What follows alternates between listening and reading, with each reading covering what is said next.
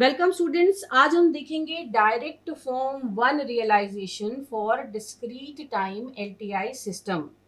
जब भी आप डिस्क्रीट टाइम एलटीआई सिस्टम का ब्लॉक डायग्राम बनाते हैं तो उस केस में अगर आप उसे डायरेक्ट फॉर्म वन रिप्रेजेंटेशन दे रहे हैं या रियलाइजेशन दे रहे हैं तो उस केस में आपके सिस्टम में जितने जीरोज हैं जिन्हें हम पता लगाते हैं अपने ट्रांसफर फंक्शन के न्यूमरेटर से, पहले उन जीरोज को रियलाइज करते हैं और उसके बाद आपके सिस्टम के जितने पोल्स हैं आप उन्हें रियलाइज करते हैं। यानी कि डायरेक्ट फॉर्म वन स्ट्रक्चर में पहले हम जीरोस को रियलाइज करते हैं, फिर हम पोल्स को रियलाइज करते हैं।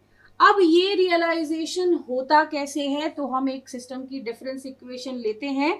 मान लीजिए आपको डिफरेंस इक्वेशन दी गई है b1xn plus b2xn-1 plus b3xn-2 minus a1 yn-1 minus a2 yn-2, और आपको कहा गया कि इसका डायरेक्ट फॉर्म वन रियलाइजेशन आपको करना है।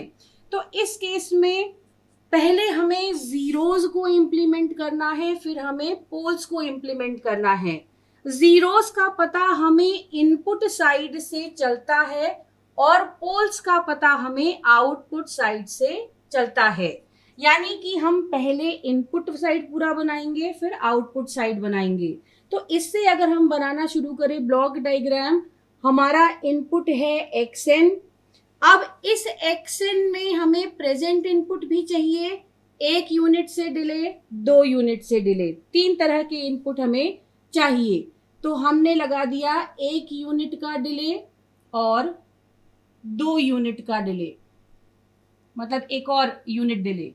तो अब यहां पर हमें मिल जाएगा xn-1 यानी ये वाला सिग्नल, यहां पर हमें मिल जाएगा xn-2 यानी कि ये वाला सिग्नल। इनपुट साइड से हमने बनाना शुरू किया है।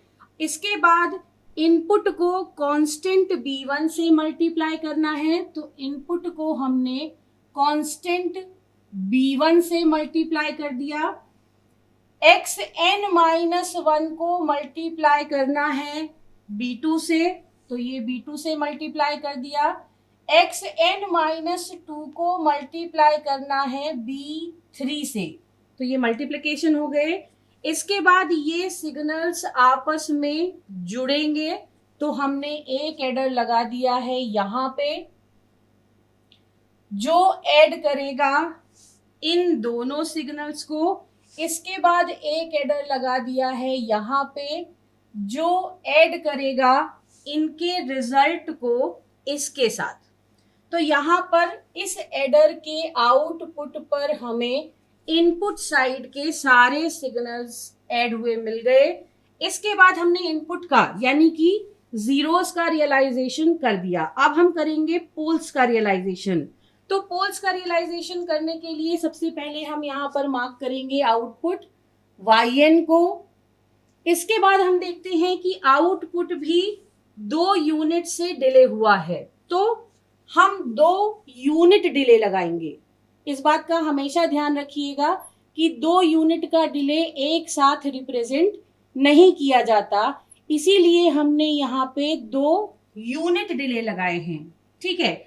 अब इसके बाद yn-1 हमको यहाँ पर मिल रहा है और यहाँ पर मिल रहा है yn-2।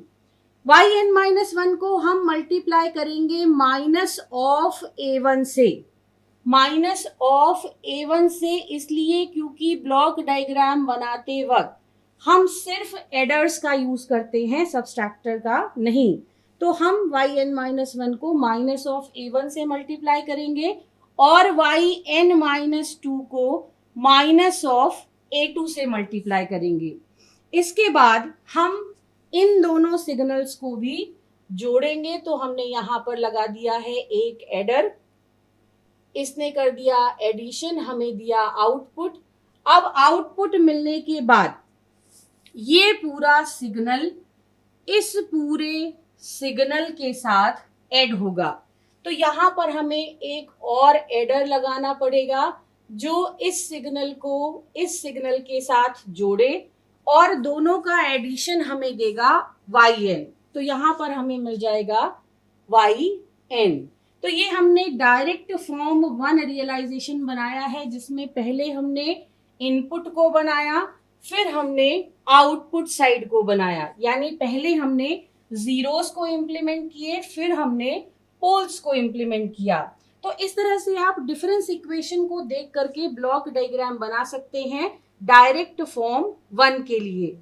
अब ट्रांसफर फंक्शन से डायरेक्टली डायरेक्ट फॉर्म 1 रियलाइजेशन हम कैसे करेंगे डिस्क्रीट टाइम एलटीआई सिस्टम का। तो ये इक्वेशन आपकी सिस्टम इक्वेशन वही है। इस इक्वेशन के रिस्पेक्टिव जब आप ट्रांसफर फंक्शन यानी एच जेड को कैलकुलेट करेंगे अपनी पूरी इक्वेशन को जेड डोमेन में ले जा करके, तो आपको मिलेगा b1 plus b2 Z inverse plus b3 z की पावर -2। This was n-2। तो z की पावर -2 अपॉन डिनोमिनेटर में आपको मिलेगा 1 plus a1 z inverse plus a2 z की पावर -2। तो अब जब आपको ये ट्रांसफर फंक्शन ऐसा ट्रांसफर फंक्शन दिया गया है तो डायरेक्ट फॉर्म 1 रियलाइजेशन यानी कि पहले आप जीरो को रियलाइज करेंगे, फिर आप पोल को रियलाइज करेंगे। तो जीरोस को रियलाइजेशन करना यानी इनपुट साइड को रियलाइज करना, तो यहाँ पर हम सबसे पहले लेंगे xn। हम ट्रांसफर फंक्शन की इक्वेशन को ही यूज करेंगे फॉर द प्लॉट। तो अब यहाँ पर b1 बिना z के है, मतलब कांस्टेंट है, तो ये मल्टीप्लाई होगा इनपुट सिग्नल से, यहाँ b1 हो गया। इसके बाद इनपुट 1 यूनिट से डिले होगा और 2 यूनिट से डिले होगा, यानी इनपुट के पाथ में आपको लगाने हैं 2 डिले एलिमेंट। ऑब्वियसली ये वाला यहाँ पर आपको xn-1 मिलेगा और यहाँ पे आपको xn-2 मिल जाएगा। इसके बाद ये 2 डिले आपने लगाए, इसके बाद z इनवर्स यानी 1 यूनिट डिले के बाद जो सिग्नल मिलेगा वो b2 से मल्टीप्लाई होगा, तो हमने इसे यहाँ पर b2 से मल्टीप्लाई कर दिया। 2 यूनिट के डिले के बाद जो सिग्नल मिलेगा वो b3 से मल्टीप्लाई होगा, तो इसे हमने यहाँ पर b3 से मल्टीप्लाई कर दिया। इसके बाद ये आपस में ऐड हो जाएंगे, तो हमने नीचे से ऐड करना शुरू किया, ये हमारे सिग्नल्स ऐड हो गए। यहाँ पर हमें मिल गया पूरा का पूरा इनपुट साइड, यानी इतने पार्ट में हमने अपने सिस्टम के जीरोज को रियलाइज कर लिया। अब हमारा काम है अगले हिस्से में इनके पोल्स को रियलाइज करना, यानी कि डिनोमिनेटर को रियलाइज करना। तो आउटपुट साइड पर हम फिर से yn लेते हैं, 2 डिले हैं, तो हमने यहाँ पर 2 डिले लगा दिए। पहले डिले के आउटपुट पर हमें मिलेगा yn-1 और दूसरे डिले के आउटपुट पर हमें मिलेगा yn-2। एक डिले यानी z इनवर्स से पास जो सिग्नल हो रहा है वो मल्टीप्लाई होगा a1 के साथ। अब यहाँ पर आपको एक चीज का ध्यान रखना पड़ता है ट्रांसफर फंक्शन में कि कांस्टेंट का जो साइन हो वो उल्टा होकर के ब्लॉक डायग्राम में जाता है, यानी यहाँ लगा हुआ है प्लस, तो यहाँ पर हम लगाएंगे minus of a1। Similarly z की पावर -2 यानी 2 डिले के बाद जो सिग्नल हमें कांस्टेंट मल्टीप्लाई करना है वो है a2, यहाँ प्लस है तो यहाँ पे आ जाएगा माइनस। ट्रांसफर फंक्शन को यूज करके ब्लॉक डायग्राम बनाते वक्त आपको साइन का विशेष रूप से ध्यान देना है और यहाँ पर पहली टर्म 1 ही हो, इस बात का भी ध्यान रखना है। तो अब ये अपने को मिल गया, अपन इसको जोड़ेंगे, तो ये एडिशन हमने कर दिया। यहाँ पर ब्लॉक डायग्राम बनाते वक्त सिग्नल का डायरेक्शन बनाना बहुत ज़रूरी होता है, तो डायरेक्शन आप हर जगह मेंशन कीजिए। इसके बाद ये दोनों ऐड होकर के ऐड होंगे इसमें। तो यहाँ पर हमने एक और एडर लगाया जो इनपुट साइड से यानी कि 0 से आने वाले सिग्नल को ऐड कर दे हमारे इस सिग्नल में। इसके बाद चूंकि यहाँ पर है 1, तो ये एज इट इज आउटपुट पर चला जाएगा। तो ये हमने रियलाइजेशन कर दिया अपने सिस्टम के पोल्स को। तो ये आपके सिस्टम का, डिस्क्रीट टाइम सिस्टम का डायरेक्ट फॉर्म 1 रियलाइजेशन कहलाएंगे ये दोनों, क्योंकि इनमें आपने पहले जीरोस को फिर पोल्स को रियलाइज किया है दोनों केस में। यहाँ पे आपने सिस्टम इक्वेशन यूज करके ड्रॉ किया है, यहाँ पे आपने ट्रांसफर फंक्शन यूज करके ड्रॉ किया है। तो डायरेक्ट फॉर्म 1 रियलाइजेशन यानी पहले जीरो फिर पोल, या पहले इनपुट फिर आउटपुट। तो इस तरह से हम प्लॉट करते हैं।